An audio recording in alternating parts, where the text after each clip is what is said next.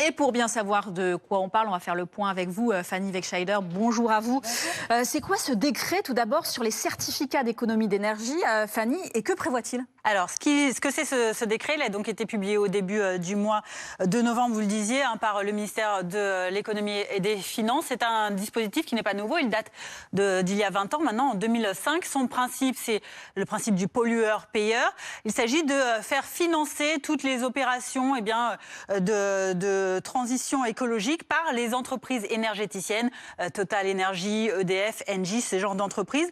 Par exemple, si vous faites isoler votre domicile, si vous faites remplacer votre chaudière par une pompe à chaleur ou si vous achetez un véhicule électrique, eh bien, ces entreprises sont mises à contribution et elles recueillent alors des certificats d'économie d'énergie. Et à chaque fin de période, eh bien, elles doivent justifier qu'elles ont atteint un certain objectif fixé donc par l'État.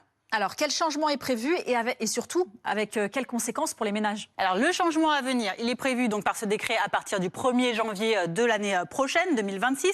Il prévoit donc une hausse de ces objectifs dont je vous parlais, une hausse de quasiment un tiers, 27% de hausse donc au 1er janvier, et une hausse également de l'enveloppe dédiée à ces opérations de financement, donc de ces opérations énergétiques, de 6 milliards l'année dernière. Elle passerait en 2026 à 8 milliards d'euros. Les conséquences, selon l'UFIP, en tout cas l'Union française des industries pétrolières, ce serait un prix à la pompe qui, in fine, pour les utilisateurs, augmenterait de 4 à 6 centimes par litre. Réponse de Bercy tout de même, il faut le préciser.